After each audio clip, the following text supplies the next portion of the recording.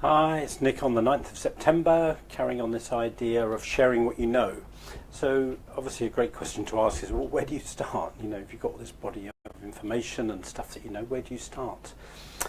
So two answers to the question. I think sometimes even the question where to start can be a form of resistance. I think the most important thing is simply to start, is to share something, even if it's a message, a one-liner, an article, a blog or something.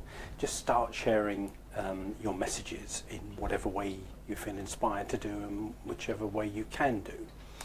And second, I think there are strategic kind of places to start, if you like.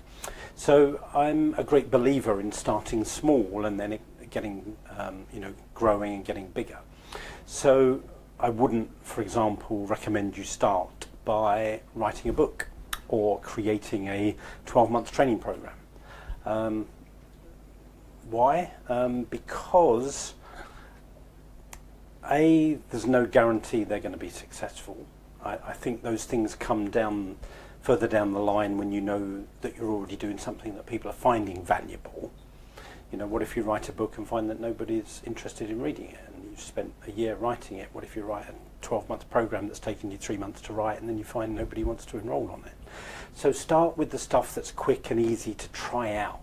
So I'm a great believer in doing daily messages like I am here on Facebook Live. Write what I call a tip sheet, which is just a series of tips on your subject. Write an article.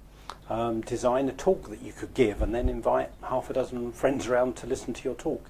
Start with the ways of sharing that are quick and easy for you to do and don't necessarily have a lot of cost, either financial cost or kind of emotional cost involved, that you can get going with very quickly so that you can simply get things going. You know, the first things I did were giving talks. That was the way I started.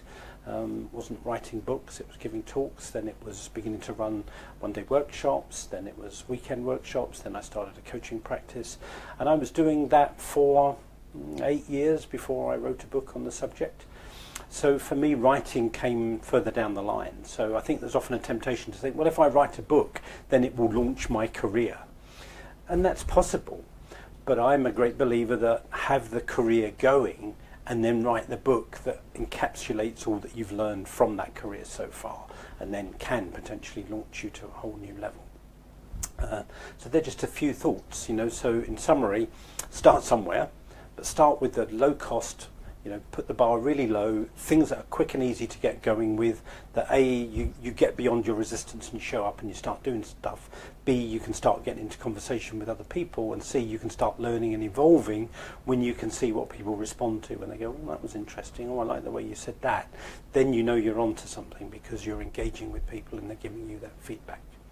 So I hope that's helpful to you. Be back with the last episode tomorrow. God bless, have a good day. Bye-bye.